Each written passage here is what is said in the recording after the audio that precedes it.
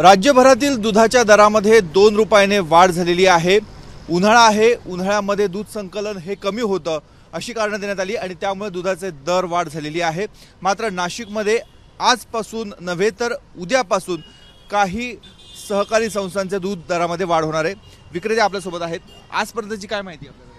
उद्यापासून ताई महाराष्ट्र राज्याच्या सहकारी दूध संघाने 2 रुपयामध्ये वाढ केली आहे। त्याच्यात संगमनेर तालुका दूध संघ राजहंस यांनी 2 रुपये वाढ केली। त्यांचं दूध आम्ही विकतो आणि बाकी मदर डेअरी वगैरेचे अजून ताई सर्क्युलर आलेलं नाही आहे आणि दुधाची प्रचंड मागणी वाढती उन्हाळ्यामध्ये, त्यामुळे दुधाचे भाव वाढत राहतात। जे सर्क्युलर आले त्याच्यामध्ये काय काय म्हटले, कुठल्या सहकारी दूध संघांनी शेतकऱ्यांना 2 रुपये भाव वाढून दिली आहे, म्हणून विक्रीमध्ये 2 रुपयाची वाढ करण्यात आलेली आहे।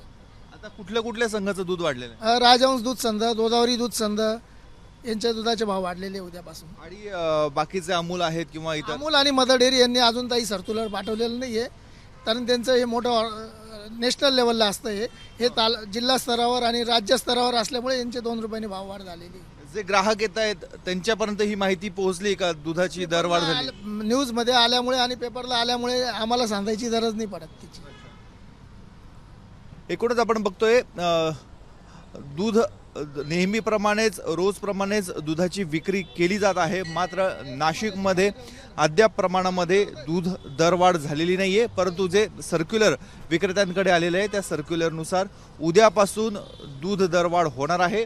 आत्ता याच्यावरची जर आपण किंमत बघितली तर साधारणतः 28 रुपये अर्धा लिटरचे पैसे लागत आहेत, त्यामुळे 56 रुपये लिटरने हे दूध विक्री होत आहे। परंतु आता याच्यामध्ये वाढ होणार आहे, त्यामुळे ग्राहकांच्या खिशाला थोडीशी कात्री बसणार आहे। दुधाची दरवाढ उन्हाळ्यामध्ये होत आहे, त्यामुळे ग्राहकांमधून नाराजी व्यक्त केली जाते। कॅमेरामॅन किरण कटारेसह मुकुल कुलकर्णी, एबीपी माझा, नाशिक। एबीपी माझा, उघडा डोळे बघा नीट।